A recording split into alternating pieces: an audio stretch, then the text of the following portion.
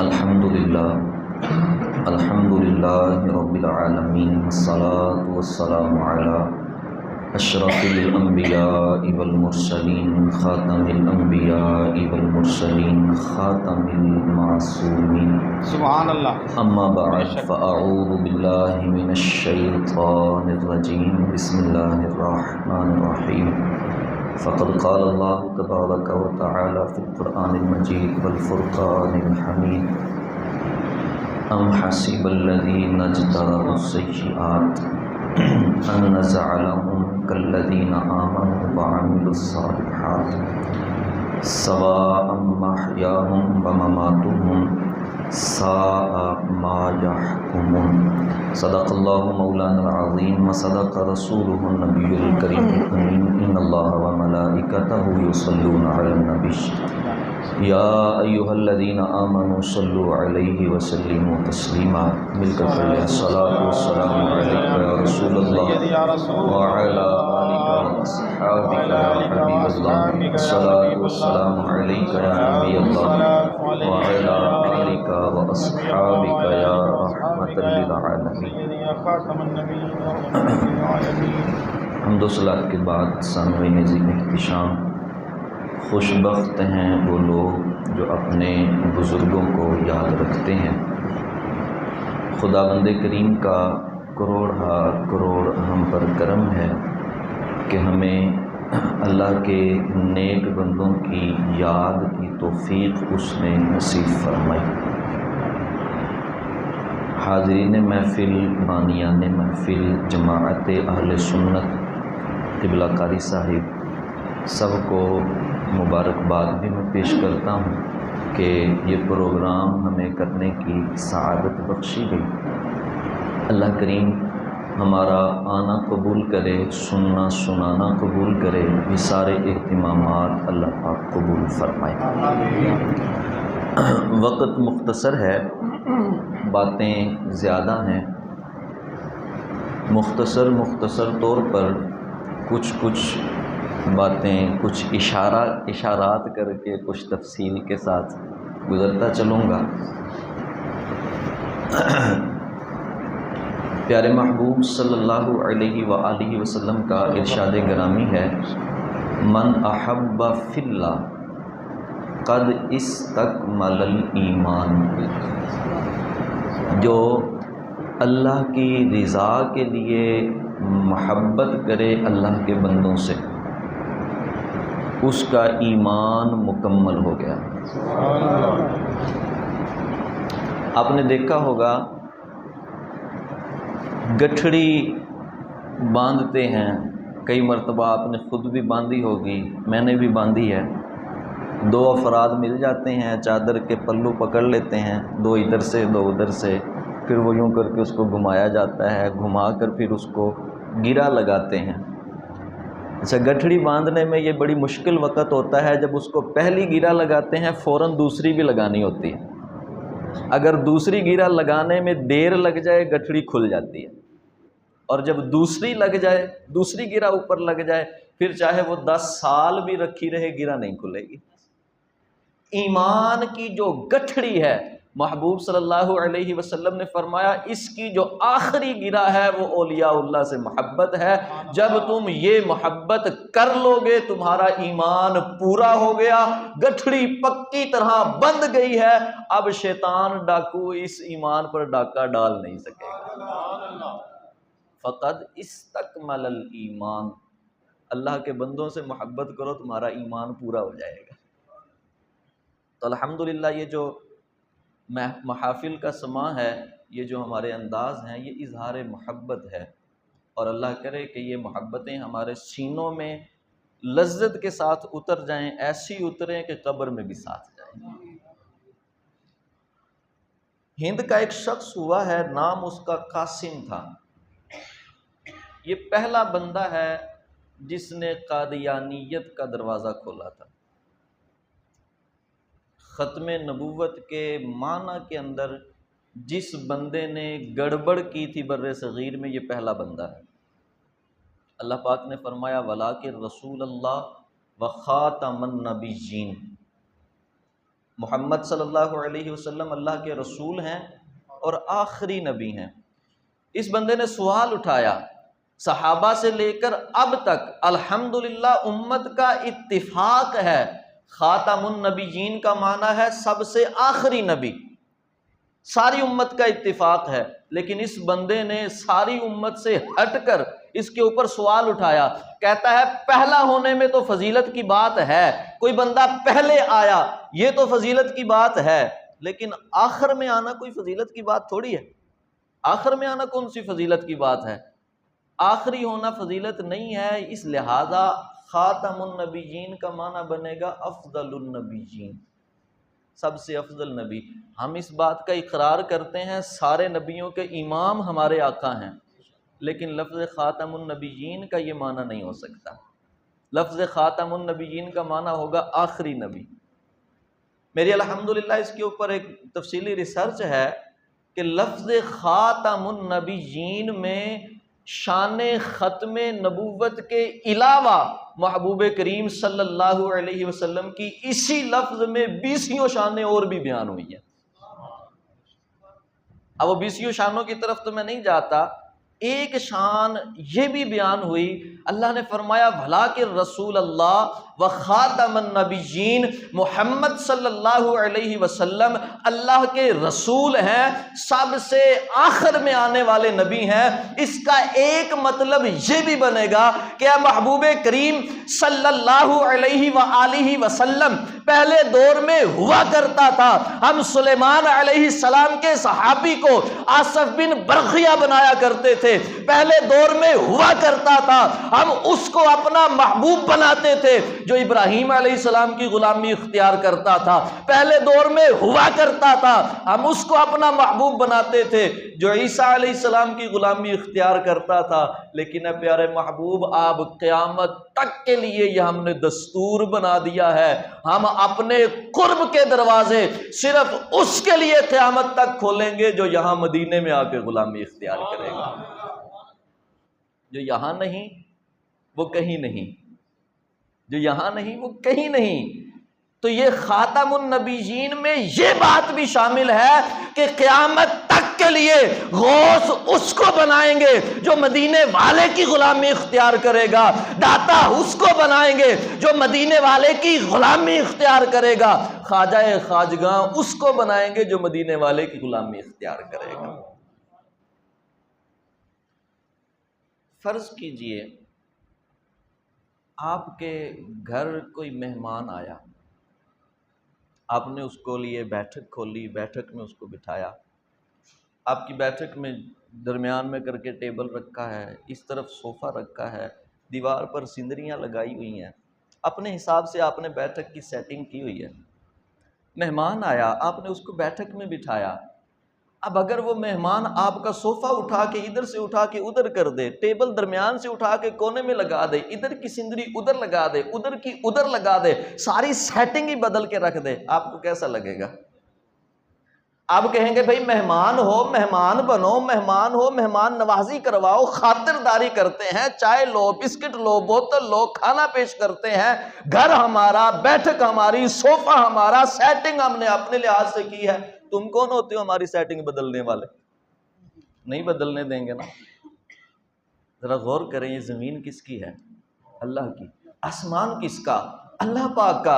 اور یہ ساری کائنات کس کی؟ دریا کس نے بنائے؟ اللہ نے۔ درخت کس نے بنائے؟ اللہ نے۔ پہاڑ کس نے بنائے؟ اللہ نے۔ اس کائنات کے اندر تحت الثری سے لے کر عرش اعلیٰ تک نظام کس کا نافذ ہے؟ یہ ساری سیٹنگ کس نے بنائی ہے؟ یہ سارا نظام کون چلا رہا ہے؟ صرف اللہ پاک ہے۔ ہم اپنے بیٹھک کی سیٹنگ نہیں کسی کو بدلنے دیتے، لیکن حیرت کی بات نہیں ہے، ایک بندہ آتا ہے، وہ اپنے کرامت کے زور پر دریاؤں کا رخ موڑ دیتا ہے، اپنی کرامت کے زور پر سوکھے درخت کو ہاتھ لگاتا ہے، اس کے اوپر پھل لگ جاتے ہیں، ہاتھوں ہاتھ فوراً پلک جھپکنے میں پھل لگ جاتے ہیں۔ اندھے کو پھونک مارتا ہے انکھیارا کر دیتا ہے، بیمار کو ہاتھ لگاتا ہے شفا دیتا ہے، مردے کو ٹھوکر لگاتا ہے اٹھا کے بٹھا دیتا ہے۔ نظام اس کا، نظام اللہ پاک کا۔ اللہ مجبور نہیں ہے، اس کے نظام کو کوئی چھیڑے تو کیسے چھیڑ سکتا ہے؟ ہماری بیٹھک میں آنے والا ہمارے نظام کو نہیں چھیڑ سکتا، وہ کیسے اپنے نظام کو چھیڑنے دیتا ہے؟ لیکن وہ مجبور نہیں ہے۔ اگر اس کی مرضی کے بغیر اس نظام کے اندر کوئی تبدل تصرف کیا جا رہا تھا، اللہ چاہتا تو زمین بھی پھٹ سکتی تھی، آسمان سے پتھر بھی برس سکتے تھے، لیکن ایسا نہیں ہوتا۔ اللہ کا ولی اللہ کی اجازت سے اس نظام میں تصرف کرتا ہے، اللہ اس کو روکتا نہیں ہے، بلکہ اور طاقت عطا فرماتا ہے۔ میرے بندے تو یوں چاہتا ہے، چلو میں یوں کر دیتا ہوں۔ پتہ چلا یہ لوگ اللہ کے محبوب اس درجے کے ہوتے ہیں، اس حد تک اللہ کی بارگاہ میں مقبول ہیں کہ اللہ پاک ان کی رضا کے لیے اپنا پورا نظام بھی بدل دیا کرتا ہے۔ امام بخاری نے روایت ذکر کی ہے ادب المفرد میں، اور بھی اس کے کئی ماخذ ہیں۔ پچھلی امتوں میں ایک اللہ کے ولی تھے، نام جریج تھا، پیارے آقا صلی اللہ علیہ وسلم نے یہ واقعہ بیان کیا۔ کسی اور کی زبان میں کہوں تو کہانی شریف، ہم کہیں تو محبوب کا فرمان مبارک۔ امام بخاری نے ذکر کی حضرت جریج راہب رحمت اللہ تعالی علیہ، اپنا انہوں نے الگ سے عبادت خانہ بنایا ہوا تھا، وہاں اللہ اللہ کرتے تھے، نہ دنیا سے کوئی تعلق تھا، نہ دنیا داری سے کوئی تعلق تھا، اللہ اللہ کیا کرتے تھے۔ ایک خاتون تھی، بدکار تھی، زناکار تھی، اس نے کسی چرواہے کے ساتھ منہ کالا کیا، حاملہ ہو گئی، بچہ پیدا ہو گیا۔ لوگوں نے پوچھا بچہ کس کا ہے؟ اس نے کہہ دیا، چرواہے کا نام نہیں لیا، کہنے لگی وہ جو جریج ہے، جو عبادت خانے کے اندر عبادت میں مصروف رہتا ہے، تم اس کو پہنچا ہوا ولی سمجھتے ہو، اس نے میرے ساتھ ایسا کیا، یہ بیٹا اس کا ہے۔ اب بادشاہ سلامت تک بات جب پہنچی، کرندوں کو بھگایا، جاؤ جریج کا جو عبادت خانہ ہے وہ گرا دو، جریج کو جو ہے وہ بیڑیاں لگا کر میرے پاس لے آؤ۔ حضرت جریج کو لایا گیا، بادشاہ سلامت کے پاس بیڑیاں لگی ہوئی ہیں، آ کر پوچھا بادشاہ سلامت مجھے کیوں گرفتار کیا، میں نے کیا قصور کر دیا ہے؟ کہنے لگے ہم تمہیں بڑا ولی اللہ سمجھتے تھے، بڑا پہنچا ہوا سمجھتے تھے، بڑا عبادت گزار سمجھتے تھے، یہ دیکھو تو نے کیا منہ کالا کیا ہے، ایک عورت کے ساتھ زیادتی کی، بدکاری کی، اور اس کو بچہ پیدا ہو گیا۔ جریج کہنے لگے میں نے تو ایسا کچھ نہیں کیا، کون ہے وہ بچہ جو جس کا میرے اوپر الزام لگا ہے؟ اس بچے کو لایا جائے۔ ننھا بچہ، ابھی 1-2 دن پیدا ہوئے ہیں، زیادہ بڑی عمر کا نہیں ہے، ننھا بچہ، اس کو لایا گیا۔ حضرت جریج نے بچے کو کہا بیٹا تم بتاؤ تمہارا باپ کون ہے؟ حضرت وہ بچہ بول کے کہنے لگا، بولنے کی عمر نہیں ہے، بول کر کہنے لگا کہ میرا جو باپ ہے وہ فلاں چرواہا ہے، حضرت جریج جو ہے وہ بالکل بے قصور ہیں، بالکل بے قصور ہیں، فلاں چرواہا ہے۔ بادشاہ سلامت نے حضرت جریج کو باعزت بری کیا، ان کا عبادت خانہ دوبارہ بنایا گیا اور اس چرواہے کو پکڑ کے سزا دی گئی۔ اب میرا یہاں پر ایک سوال ہے، چور پکڑا جائے تو چوری ثابت کرنے کے لیے 2 گواہ چاہیے۔ اگر کوئی اور چھوٹا موٹا پیسوں وغیرہ کا معاملہ ہو جائے تو شریعت نے شہادت گواہی کا نصاب 2 بندے رکھا ہے، لیکن زنا اتنے اہم چیز ہے، اس کا نصاب 2 گواہ نہیں ہے، 4 ہیں۔ 4 بندے گواہی دیں گے پھر زنا کا ثبوت ہوگا، 1-2 سے نہیں چلے گا کام۔ اور 4 بھی وہ ہوں جنہوں نے معاملہ اپنی آنکھوں سے دیکھا ہو، ٹیما نہ لگا رہے ہوں، اٹکل سے کام نہ کر رہے ہوں، جنہوں نے اپنی آنکھوں سے دیکھا ہوگا، پھر زنا کا ثبوت ہوگا۔ 4 گواہ چاہیے، وہ والے جو عاقل ہوں، بالغ ہوں، دیکھ سکتے ہوں، سن سکتے ہوں، بول سکتے ہوں، ایسے 4 گواہ جنہوں نے موقع پر موجودگی میں زنا کو دیکھا ہو وہ گواہی دیں گے۔ شریعت کہتی ہے پھر جو ہے وہ زنا ثابت ہوگا۔ یہاں 4 نہیں ہے، گواہ 1 ہے۔ ایک بھی پورا نہیں ہے، بالغ بھی نہیں ہے، عاقل بھی نہیں ہے، دیکھنے کی صلاحیت نہیں رکھتا، سننے کی صلاحیت نہیں رکھتا، بولنے کی صلاحیت نہیں رکھتا، ابھی چاند دن ہوئے ہیں پیدا ہوئے کو۔ جب زنا ہو رہا تھا اس وقت تو وہ پیدا بھی نہیں ہو رہا تھا، اپنی پیدائش سے پہلے کے واقعہ کو گواہ بنا رہا ہے۔ شریعت نے جہاں 4 گواہ رکھے ہیں، بتائیے وہاں پر ایک ننھے بچے کی گواہی کیسے قبول کر لی گئی؟ اصل میں یہ گواہی ننھے بچے کی نہیں تھی، اصل میں یہ جو گواہی تھی وہ حضرت جریج کی کرامت تھی۔ ننھا بچہ بول نہیں سکتا، نظام قدرت یہ ہے کہ بچہ جب 2-2.5 سال کا ہو جائے گا پھر بولنا شروع کرے گا، لیکن حضرت جریج نے اس بچے کو کہا بیٹا بول۔ وہ نظام قدرت سے ہٹ کر عادت جاریہ میں تصرف کر کے وہ بچہ بولنا شروع ہو گیا۔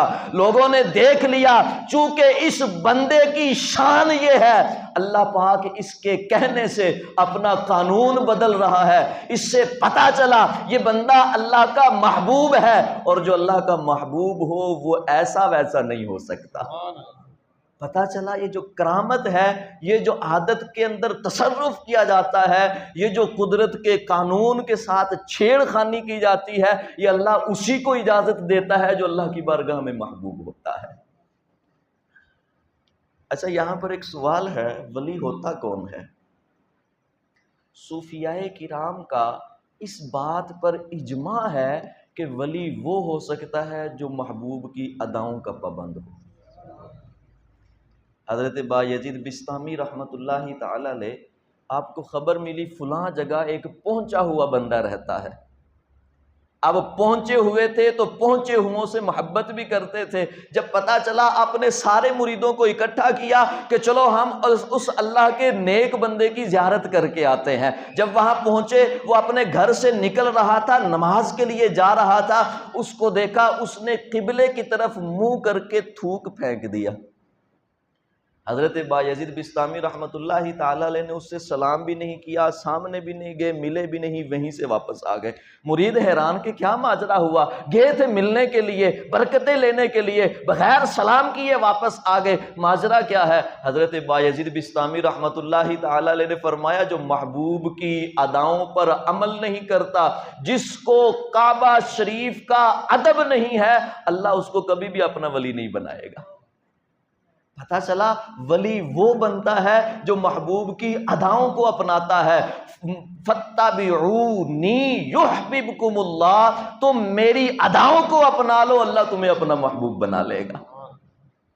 اب لفظ خاتم النبیین کے معنی میں یہ بات بھی شامل ہے، اے محبوب کریم صلی اللہ علیہ وآلہ وسلم، قیامت تک کے لیے ہمارا دستور یہ ہے کہ اے محبوب جو آپ کی اداؤں پر عمل کرے گا ہم اسی کو اپنا محبوب بنائیں گے، جو آپ کی اداؤں کو اپنائے گا ہم صرف اسی کے لیے قرب کے دروازے کھولیں گے۔ پہلے ہوا کرتا تھا تورات والوں کو بھی ملتا تھا موقع، تورات والوں کو بھی قرب دیتے تھے، پہلے ہوتا تھا کہ انجیل والوں کو قرب دیتے تھے، لیکن اب ہدایتوں کا معیار قیامت تک کے لیے محبوب کی ادائیں رہیں گی۔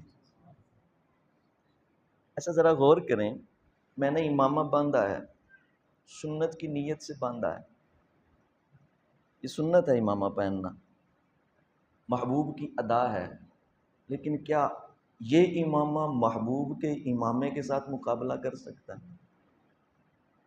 جن کے پاؤں کو سردار ملائکہ بوسے دیں ان کے امامے کا عالم کیا ہوگا؟ یہ صرف ایک ظاہر میں شکل و صورت میں شباہت ہے، وہ ادا نہیں ہے جو محبوب نے اپنائی تھی، وہ انداز نہیں ہے جو محبوب نے اپنایا تھا، وہ طریقہ نہیں ہے جو محبوب نے اپنایا تھا، یہ صرف ظاہری شکل وہ اپنائی گئی ہے۔ میں پوچھتا ہوں کہ اللہ پاک کو محبوب کی ادائیں کتنی پیاری ہے، جو بندہ محبوب کی ادا کی نقل کر لیتا ہے وہ اللہ کے ہاں اتنا مقبول ہو جاتا ہے، تو خود محبوب کی اداؤں کی شان کیا ہوگی؟ جب اداؤں کی یہ شان ہے تو خود محبوب کی شان کیا ہوگی؟ تو خاتم النبیین کے معنی کے اندر ایک یہ بھی بات شامل ہے کہ قیامت تک کے لیے قرب کے دروازے کھلیں گے تو صرف محبوب کی اداؤں کو اپنانے سے کھلیں گے، ورنہ نہیں کھلیں گے۔ بے شک بے شک بے شک۔ محبوب کریم صلی اللہ علیہ وسلم نے فرمایا لو کان موسیٰ حیا لما واسعہ الا ان یتبعنی۔ حضرت موسیٰ علیہ السلام ظاہری زندگی کے ساتھ دوبارہ دنیا میں تشریف لے آئے، اب وہ اپنے معاملات نہیں کر سکتے، اسی طور پر وہ رہ سکیں گے کہ میری اداؤں کو اپنانا پڑے گا۔ تو یہ محبوب کی ادائیں ہیں کہ جس کے ذریعے سے آج تک الحمدللہ ولی بن رہے ہیں۔ یہود کا، اہل کتاب کا ایک اعتراض ہے۔ آپ جانتے ہیں اللہ نے قرآن پاک میں فرمایا یعرفونہ کما یعرفون ابناءہم، یہ محبوب کو ایسے جانتے ہیں جیسے باپ اپنے بیٹے کو جانتا ہوتا ہے، یہ ایسے جانتے ہیں محبوب کو، لیکن پھر بھی وہ کلمہ نہیں پڑھتے تھے۔ وجہ کیا ہے؟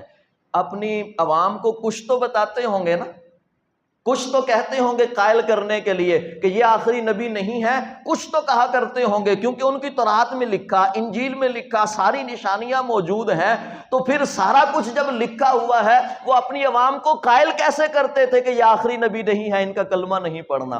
وہ اعتراض یہ کیا کرتے تھے ہماری کتابوں میں یہ تو لکھا ہے کہ آخری نبی نے آنا ہے، یہ بھی لکھا ہے کہ ان کی نشانیاں کیا ہوں گی، لیکن مسئلہ یہ ہے کہ وہ ساری نشانیاں محمد صلی اللہ علیہ وسلم میں پائی نہیں جاتی، اگر پائی جاتی تو ہم بھی کلمہ پڑھ لیتے، وہ پائی نہیں جاتی، لہذا چونکہ وہ نشانیاں پوری نہیں ہیں، یہ آخری نبی نہیں ہے، آخری نبی کوئی اور آئیں گے، یہ ہے نہیں۔ یہ اعتراض تھا، یہ ان کا شکوہ تھا یا ان کا سوال تھا اہل یہود اور اہل نصارہ کا، اہل تورات اور انجیل کا۔ اب بتائیے اس کا جواب کیا ہے؟ مثال لیجئے، میں آپ کو کہتا ہوں کہ اگلے مہینے میں نے اپنا کانٹیکٹ نمبر جو ہے وہ بدل لینا ہے، ابھی جو میرا نمبر ہے وہ میں نے اگلے مہینے تبدیل کر لینا، نئی سم لے لینی ہے۔ آپ اگلے مہینے میرے نمبر پر کال کرتے ہیں، نمبر بند جاتا ہے، آپ سمجھ جائیں گے بھئی نمبر بدل گیا، اس نمبر سے نہیں رابطہ ہونا۔ آپ دوسرا میرا نیا نمبر ڈائل کریں، مجھ سے رابطہ ہو جاتا ہے، مہر لگ جائے گی کہ ہاں یہ والا جو ہے نمبر بدلا گیا، واقعی ایسا ہے کہ اب رابطہ نمبر وہ نہیں یہ رہے گا، ایسا ہی ہے نا جی؟ تو اگر جاننا ہے کہ وہ نشانیاں جو تورات و انجیل میں ہیں محبوب صلی اللہ علیہ وسلم میں پائی جاتی ہیں کہ نہیں پائی جاتی، اس کا طریقہ سادہ سا یہ ہے کہ نسخہ جو دیا جا رہا ہے اس کو آزما کر دیکھ لیا جائے۔ اہل تورات اب بھی تورات پر عمل کرتے ہیں، اہل انجیل اب بھی انجیل کے اوپر عمل کرتے ہیں، ان کے اندر بھی پوپ پادری بڑے بڑے موجود ہیں، وہ اپنی تورات انجیل کو اپناتے ہیں، وہی تورات جس پر عمل کر کے اللہ کے ولی بنا کرتے تھے، وہی زبور جس کو پڑھ کر اس پر عمل کر کے حضرت آصف بن برخیہ جیسے بزرگ بنا کرتے تھے، وہی انجیل جس کو پڑھ کر اصحاب کہف جیسے بزرگ پیدا ہوا کرتے تھے۔ اب یہ لاکھ ٹکریں ماریں، تورات انجیل پر عمل کریں، وہ جو ہے وہ قرب ان کو نہیں ملتا، ان کے لیے رب کی بارگاہ میں قرب کے دروازے نہیں کھلتے۔ پتہ چلا اب جو ہے وہ اللہ کی بارگاہ میں قرب کا ذریعہ بدل چکا ہے۔ وہ کون سا ذریعہ ہے؟ محبوب کریم صلی اللہ علیہ وسلم نے اعلان فرمایا فَاتَّبِعُونِي يُحْبِبْكُمُ اللَّهُ۔ اب اگر اللہ کا قرب پانا چاہتے ہو، اللہ کی بارگاہ میں عظیم بننا چاہتے ہو، اللہ کی بارگاہ کے مقبول بننا چاہتے ہو، اس کا ایک طریقہ ہے میری اداؤں کو اپناؤ تو تمہیں اللہ پاک قبول فرمائے گا، ورنہ نہیں قبول کرے گا۔ یہ وہ ادائیں ہیں، یہ محبوب کا دیا ہوا وہ نسخہ ہے، اگر اس کے اوپر عمل کیا تو حضرت ابو بکر صدیق رضی اللہ تعالیٰ عنہ افضل البشر بعد الانبیاء ہو گئے، عمر بن خطاب نے اپنایا تو فاروق اعظم ہو گئے، اور عبد القادر جیلانی نے اپنایا غوث اعظم بن گئے، علی حجویری نے بنایا داتا گنج بخش علی حجویری بن گئے، حسن سنجری نے اپنایا معین الدین چشتی خواجہ خواجگاں ہو گئے۔ پتہ چلا جو نسخہ محبوب کریم صلی اللہ علیہ وسلم نے عطا فرمایا وہ اپنی جگہ پر کام کر رہا ہے، لہذا جو محبوب نے دعویٰ کیا تھا وہ بھی سچا ہے۔ اب دیکھیے اولیاء کرام کا جو وجود ہے یہ اس بات کی دلیل ہے کہ محبوب نے جو 1400 سال پہلے دعویٰ کیا تھا وہ آج تک، وہ چونکہ تعلیم اثر کر رہی ہے، وہ ذریعہ اثر کر رہا ہے، لہذا محبوب صلی اللہ علیہ وسلم اپنے وعدے میں سچے تھے۔ گاڑیوں میں لوگ پھکی بیچنے آیا کرتے تھے، ایک پھکی کا وہ جو ہے وہ 50 فائدے بتا دیتے ہیں۔ کیسے پتا چلے گا بھائی آپ جو یہ پھکی کے فائدے بتا رہے ہو واقعی سچے ہیں، واقعی ٹھیک بات ہے، یہ واقعی ہے کہ یہ پھکی جو ہے یہ اتنا اثر کرے گی؟ وہ کہتا ہے بھائی چیک کر کے دیکھ لو، اگر اثر ہو گیا تو کہنا کہ میں سچ بول رہا ہوں، اثر نہ ہوا تو سمجھ لینا میں جھوٹ بول رہا ہوں۔ محبوب کریم صلی اللہ علیہ وآلہ وسلم نے 1400 سال پہلے جو ہمیں تعلیم دی وہ آج تک اثر کر رہی ہے۔ بندہ سنتوں کو اپنائے، قرآن پر عمل کرے، اس کے لیے قرب کے دروازے کھلتے ہیں۔ جب قرب کے دروازے کھل رہے ہیں، پتہ چلا جو آخری نبی ہونے کا اعلان کیا تھا وہ سچے تھے۔ اچھا، اس سے پتہ چلا کہ اولیاء کا جو وجود ہے، ان سے جو کرامتوں کا ظہور ہے، یہ اس بات کی دلیل ہے کہ قرآن سچی کتاب ہے، اسلام سچا دین ہے، اور محبوب صلی اللہ علیہ وسلم واقعی سچ میں آخری نبی ہے۔ ایک صحابی ہوئے حضرت طفیل بن عمر دوسی رحمۃ اللہ رضی اللہ تعالیٰ عنہ، پیارے آقا صلی اللہ علیہ وسلم مکہ پاک میں تھے۔ حضرت طفیل بن عمر دوسی رضی اللہ تعالیٰ عنہ حاضر ہوئے، کلمہ پڑھا، محبوب کی خدمت میں رہے، محبوب کی خدمت میں کچھ عرصہ گزارا۔ پیارے آقا صلی اللہ علیہ وسلم نے فرمایا طفیل اب تم اپنے قبیلے میں جاؤ، میں نے تمہیں کلمہ پڑھایا، تم ان کو کلمہ پڑھاؤ۔ عرض کیا یا رسول اللہ صلی اللہ علیہ وسلم میں اپنے قبیلے میں چلا تو جاؤں گا، ان کو اسلام کی طرف بلا بھی لوں گا، کلمہ پڑھانے کی کوشش بھی کروں گا، لیکن یا رسول اللہ صلی اللہ علیہ وسلم مسئلہ یہ ہے آپ تو نبیوں کے نبی ہیں، آپ کے پاس کوئی آ کر کہتا ہے کہ ثابت کریں اسلام سچا دین ہے، آپ تو چاند کے 2 ٹکڑے بھی کر لیتے ہیں، اشارے سے سورج واپس بھی بلا لیتے ہیں، درختوں سے سجدے بھی کروا لیتے ہیں، پتھروں کو کلمہ بھی پڑھا لیتے ہیں، آپ کی تو شان ہی کیا ہے یا رسول اللہ صلی اللہ علیہ وسلم؟ میں جب اپنے قبیلے میں جاؤں گا ان کو جا کر میں بتاؤں گا کہ اسلام سچا دین ہے، وہ مجھ سے دلیل مانگیں گے، میں ان کو دلیل کیا دوں گا؟ مجھے دلیل دیں۔ پیارے آقا صلی اللہ علیہ وسلم نے دعا کی، اللہم نور جبہتہ، اے اللہ پاک طفیل کی پیشانی کے اندر نور رکھ دے۔ اب حضرت طفیل بن عمر دوسی رضی اللہ تعالیٰ عنہ کی یہ کرامت تھی، آپ کی پیشانی کے اندر نور چمکا کرتا تھا۔ پھر آپ نے دعا کی یا اللہ پاک یہ نور میری پیشانی میں نہیں بلکہ میری اس چھڑی کے اندر آ جائے، عصا کے اندر آ جائے۔ آپ کی یہ کرامت ہوا کرتی تھی، آپ جہاں پر اپنی چھڑی کو اپنے عصا کو رکھ دیتے تھے کئی کلومیٹر تک روشنی پھیلنا شروع ہو جایا کرتی تھی۔ آپ اپنے قبیلے میں گئے، یہ کرامت ان کو دکھائی، وہ کرامت دیکھ کر آپ کا آدھا قبیلہ کلمہ پڑھ کر مسلمان ہو گیا۔ پتہ چلا یہ جو کرامت ہوتی ہے یہ اسلام کی حقانیت کی دلیل ہوتی ہے۔ اگر ثابت کرنا ہو اسلام سچا دین ہے، قرآن سچی کتاب ہے، اگر یہ ثابت کرنا ہو نبی کریم صلی اللہ علیہ وسلم کا اعلان نبوت بھی سچا تھا، اعلان ختم نبوت بھی سچا تھا، اس کے لیے آسان سی بات ہے، محبوب کریم صلی اللہ علیہ وسلم کے غلاموں کو دیکھ لو، آج تک اللہ اپنا قرب بھی دے رہا ہے، کرامتوں کا ظہور بھی ہو رہا ہے۔ پتہ چلا قرآن بھی سچا، اسلام بھی سچا۔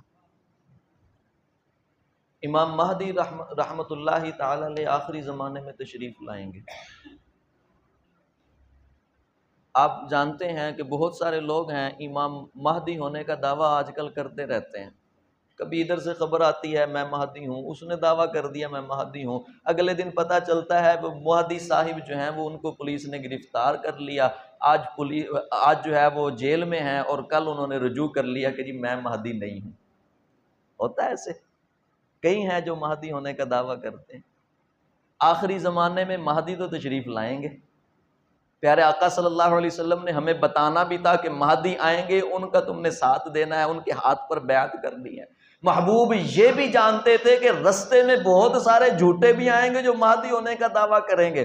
پیارے آقا صلی اللہ علیہ وسلم نے امام مہدی کا نام بھی بتایا، حلیہ بھی بتایا، امی کا نام بھی بتایا، ابو کا نام بھی بتایا، لیکن آپ جانتے ہیں نادرہ آفس میں وغیرہ وغیرہ معاملات میں آج کل رشوتیں ہر جگہ چلتی ہیں۔ کوئی نام بندہ اپنا محمد رکھ لے، باپ کے نام کی جگہ عبداللہ لکھوا لے، ماں کے نام کی جگہ آمنہ لکھوا لے، اور سارا کچھ پلاسٹک سرجری کا دور ہے، حلیہ بنا لے اپنا ویسا جیسا محبوب نے بتایا ہے۔ ہمیں کیسا پتا چلے گا کہ یہ سچا مہدی ہے کہ نہیں ہے؟ پیارے آقا صلی اللہ علیہ وسلم نے ہمیں جو ہے وہ اس کی پہچان بتائی۔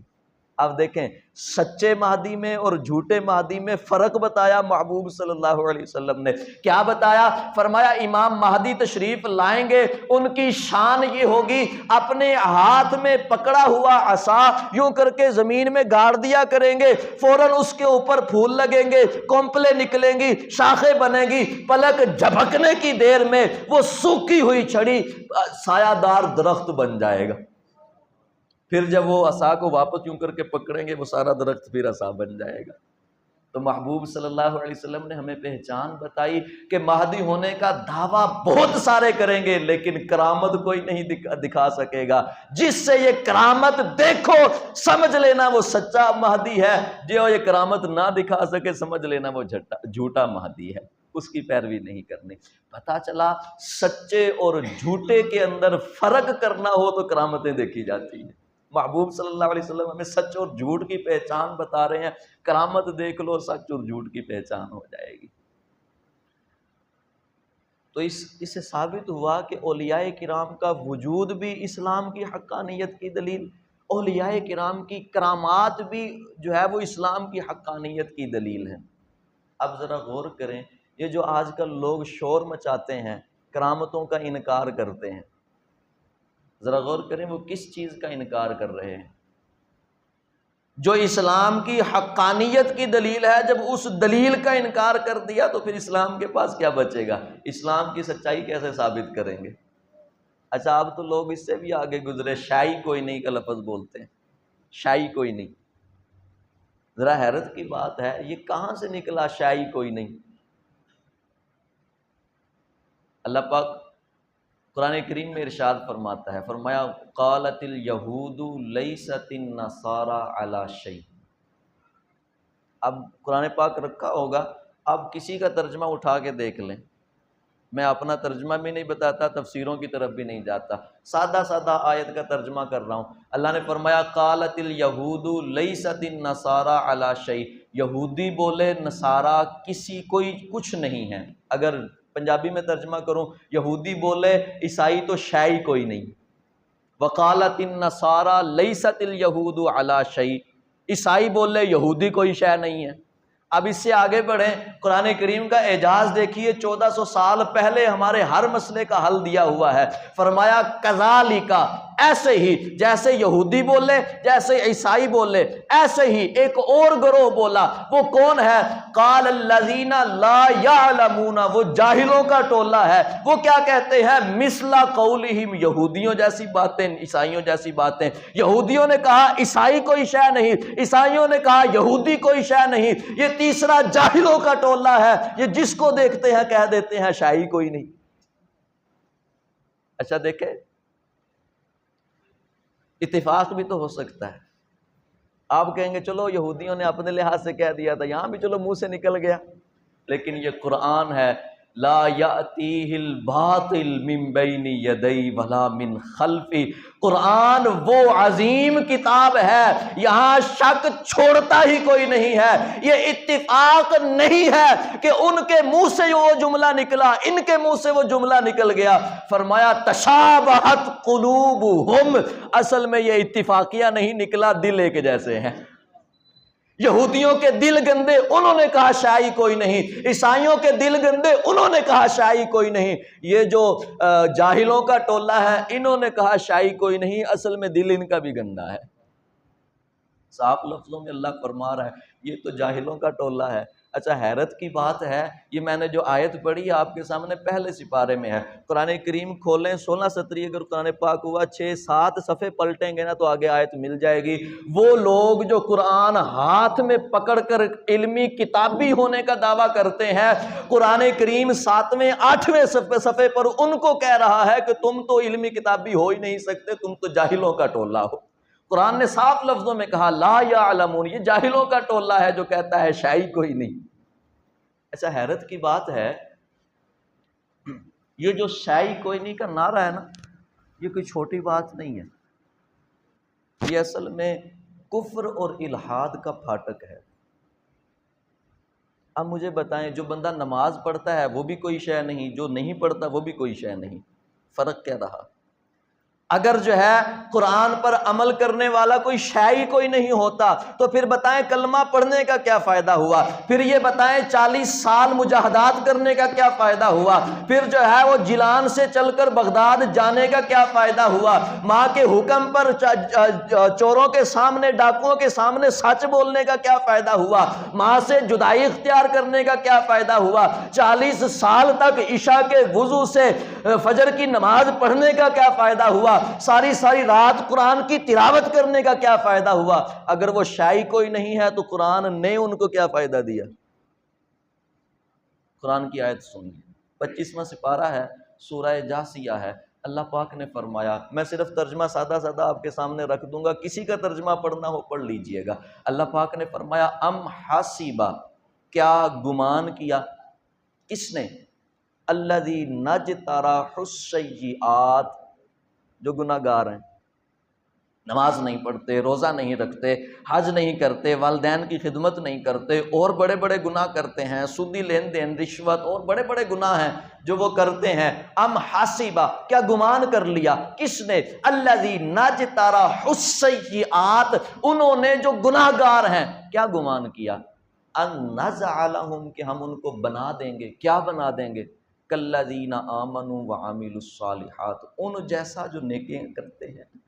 ایک بندہ ہے گناہ گار، نماز پڑھنے کی توفیق نہیں ملتی، دوسرا ہے وہ بندہ جو 40 سال عشاء کے وضو سے فجر کی نماز پڑھ رہا ہے، ایک بندہ ہے وہ جو روزے رمضان کے بھی نہیں رکھتا، دوسرا وہ ہے جو 40 سال نفل روزے رکھ رہا ہے، ایک بندہ ہے وہ جس کو مسجد میں آنے کی توفیق نہیں ملتی، دوسرا وہ ہے جو ساری زندگی مسجد میں ہی گزارتا ہے، ایک بندہ وہ ہے سارا سال قرآن کھول کے نہیں دیکھتا، دوسرا وہ ہے وہ ہر رات قرآن کریم ختم کر رہا ہے۔ اللہ نے فرمایا کیا سمجھتے ہو، دونوں کو ہم برابر کر دیں گے؟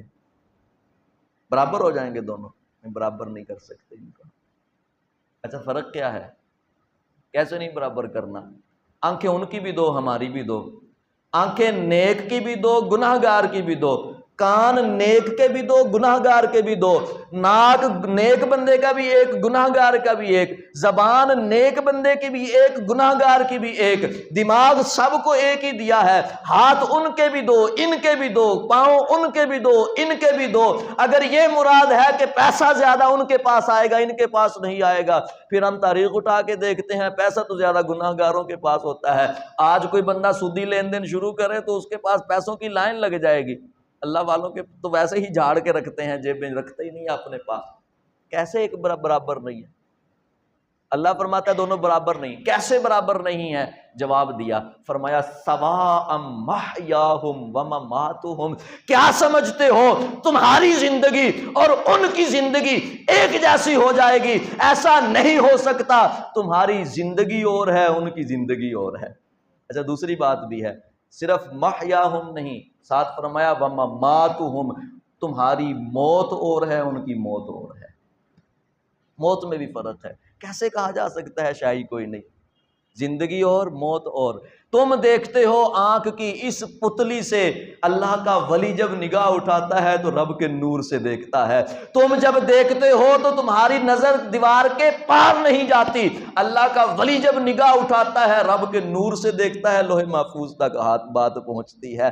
اللہ کا ولی جب چلتا ہے تو رب کے نور سے چلتا ہے، تم چلتے ہو اس پاؤں کی طاقت سے، اللہ کا ولی جب ہاتھ ڈالتا ہے اللہ کی دی ہوئی خاص طاقت سے ڈالتا ہے، تم پٹھوں کی طاقت پہ چلتے ہو۔ اللہ کا ولی جب سنتا ہے تو اس کے کانوں کے اندر اللہ اپنا خاص نور رکھتا ہے، اس سے سنتا ہے۔ تم سنتے ہو ان پٹھوں کی طاقت سے سنتے ہو، تمہاری زندگی اور ہے، ان کی زندگی اور ہے۔ اچھا پھر فرمایا وَمَحْيَاهُمْ، ان کی موت بھی اور ہے۔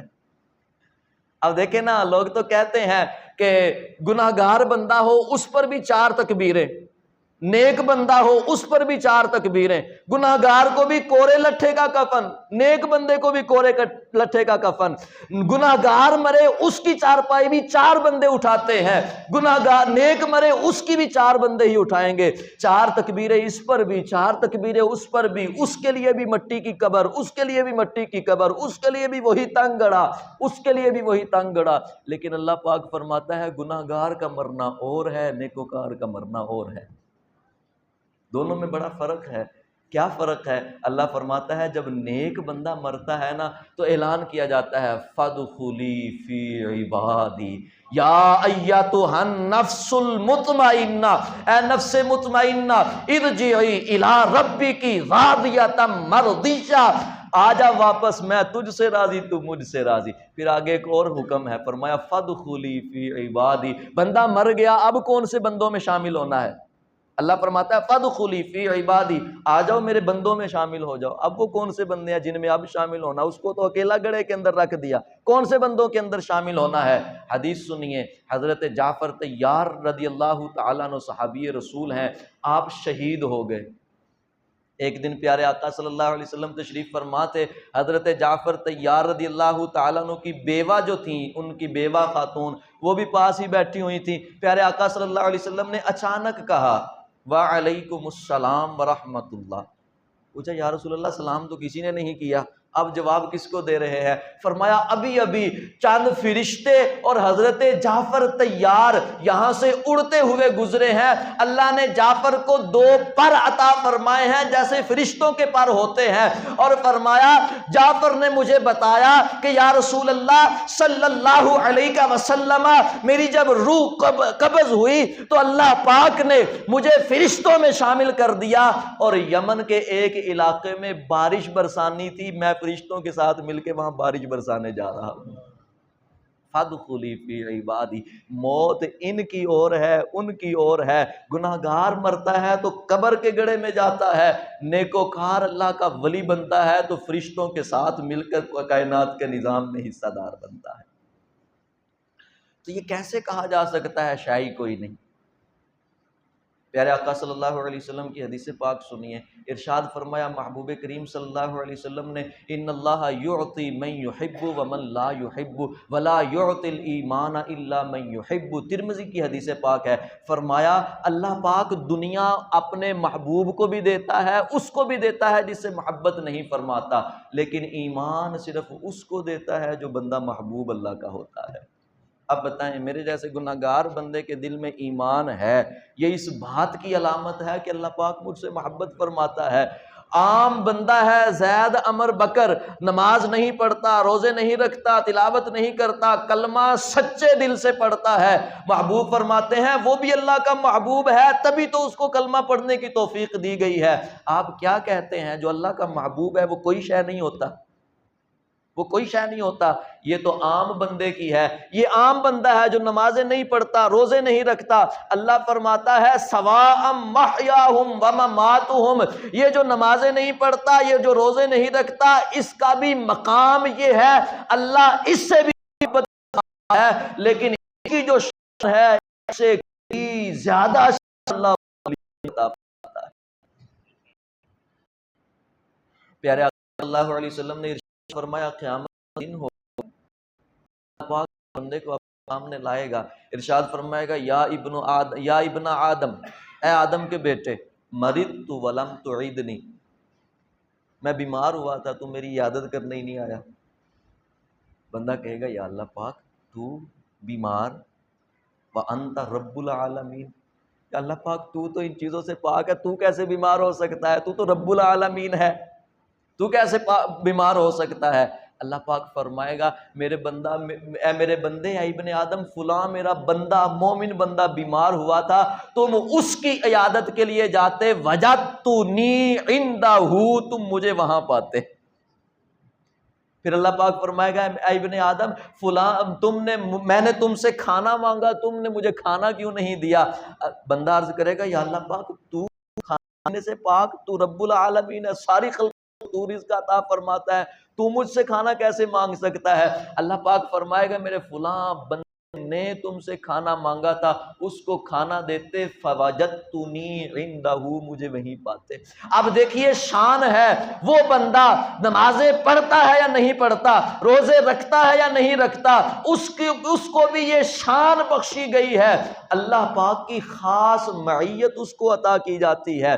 جب ایک عام مومن بندے کو یہ شان دی گئی ہے، اللہ کے ولیوں کی شان کیا ہوگی؟ کیا یہ شاہی کوئی نہیں ہوتے؟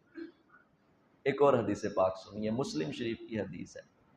محبوب کریم صلی اللہ علیہ وسلم نے فرمایا اذا حضرتم المریض او المیت، مومن بندہ ہو، دل میں ایمان ہونا چاہیے، چاہے وہ شہر کے گلی کونے میں کسی کونے میں ہو، چھوٹی سی کٹیا میں لیٹا ہوا ہو، مسجد کا چاہے اس نے رخ نہ کیا ہو، کلمہ پڑھتا ہے، دل سے پڑھتا ہے، پھر کیا ہے؟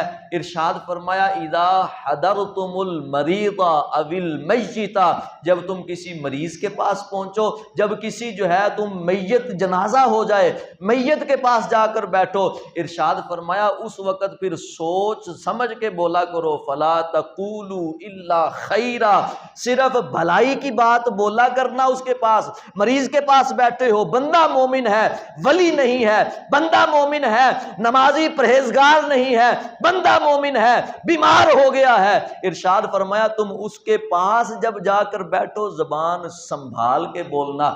بندہ مر گیا ہے، بندہ جو ہے وہ تھا ایمان والا، نمازیں پڑھتا تھا یا نہیں پڑھتا تھا، روزے رکھتا تھا یا نہیں رکھتا تھا، ولایت کے درجات پر نہیں پہنچا ہوا تھا، لیکن اس کے دل میں ایمان موجود تھا، تو پھر اگر وہ مر گیا ہے، میت ہو گئی ہے، وہاں جا کے میت کے پاس جب بیٹھو تو زبان سنبھال کے بولنا۔ کیوں؟ ارشاد فرمایا اس لیے کہ وہاں فرشتے ہوتے ہیں، تمہاری زبان سے جو جملہ نکلے گا فرشتے آمین کہیں گے، رب کریم قبول فرما لے گا۔ یہ بندہ مومن کی شان ہے، ولی نہیں، ولی تو بہت اونچا درجہ ہے، یہ وہ کیٹیگری بتا رہا ہوں، الذی نجترح السیئات، یہ گناہگاروں کی کیٹیگری ہے۔ بندہ کلمہ پڑھ لے، ہو گناہگار، اللہ پاک اس کو یہ شان عطا فرماتا ہے، بیمار ہو جائے اس کے پاس بیٹھ کر دعا کرو، اللہ حاجتیں پوری فرماتا ہے، مر جائے بندہ اس کے پاس بیٹھ کے دعائیں کرو، اللہ حاجتیں پوری فرما دے گا۔ یہ گناہگار کی شان ہے، تو سوچو داتا علی حجویری کی شان کیا ہوگی، غوث پاک کی شان کیا ہوگی، جنہوں نے ساری زندگی عبادتوں میں گزاری۔ تو یہ کہنا یہ شاعری کوئی نہیں، قرآن صاف کہہ رہا ہے کہ یہ بڑی چیز ہے۔ سواء محیاہم ومماتہم، ان کی اور گناہگار کی موت بھی برابر نہیں ہے، حیات بھی برابر نہیں، یہ بڑی چیز ہے۔ خیر پیارے آقا، یہ جو ہے وہ قرآن کریم صاف لفظوں میں ہمیں بتا رہا ہے کہ ایسا نہیں کہہ سکتے کہ یہ کوئی شے نہیں ہے، یہ بڑی شے ہے۔ ایک میں نے پوسٹ پڑھی تھی، میں جو ہے وہ گزرتے گزرتے صرف وہ جواب دینا چاہتا ہوں اس کا، آپ نے بھی پڑھی ہوگی، سوشل میڈیا کا دور ہے، لوگ بڑے پراپوگنڈے کرتے ہیں۔ تو پوسٹ یہ تھی کہ لکھنے والے نے لکھا کہ بڑی حیرت کی بات ہے، جب سے کیمرہ آیا ہے اس وقت سے کرامتیں نظر آنا بند ہو گئی ہیں۔ پہلے ہوتا تھا کہ وہ جو ہے وہ 12 سال کی ڈوبی نکال دی، جو ہے وہ سمندر کے اوپر مصلی بچھا کے نمازیں پڑھ رہے ہیں، ہاتھ لگایا شفا دے دی، پھونک ماری اندھے کو کھیارا کر دیا۔ کہتا ہے کہ جی جب سے کیمرہ آیا اس وقت سے کچھ بھی نہیں ہو رہا۔ یعنی ایک اعتراض کیا، ولیوں کی کرامتیں ہوتی ہیں تو آج کیمرے میں بھی تو آ جاتی نا۔ قرآن پاک سنیے، یہ غیر مسلموں نے اعتراض کیا، وقالوا لولا نزل علیہ آیۃ من ربی، کہتے ہیں اللہ نے ان کے اوپر کوئی نشانی کیوں نہیں اتاری، معجزہ کیوں نہیں دکھاتا اللہ پاک ان کے ذریعے سے؟ اللہ نے فرمایا قل ان اللہ قادر علی ان ينزل آیۃ ولکن اکثر الناس لا یعلمون، فرمایا دیکھنے والے بنو، ہم نے تو محبوب کو سر سے پاؤں تک معجزہ بنا کے بھیجا ہے، لیکن بات یہ ہے ابو جہل کو محبوب دکھانا نہیں ہے۔ اگر دیکھنا چاہتے ہو ابو بکر کی آنکھ لے کے آؤ، ہر ادا معجزہ نظر آئے گی۔ یہ نہ کہو کہ اللہ نے نشانی دی کوئی نہیں ہے، نشانیاں موجود ہیں، تمہاری آنکھوں پر پردہ ہے، تم ہو کورے جاہل، ابو جہل کو تو محبوب نہیں دکھانا۔ یہی شان ہے، کرامت محبوب کے معجزے کا فیضان ہوتا ہے۔ کرامتیں آج بھی ظاہر ہوتی ہیں، لیکن جو ہے وہ دیکھنے والی آنکھ ہونی چاہیے۔ میں اپنی باتیں اگر بتانا شروع کروں نا، ولیوں کا فیضان مجھے کہاں کہاں ملا ہے، تو یہ بھی ایک پورا خطاب ہو جائے گا۔ ایک میری عادت تھی، مجھے اچھی نہیں لگتی تھی، چھوٹ بھی نہیں رہی تھی، چھوڑی نہیں جا رہی تھی۔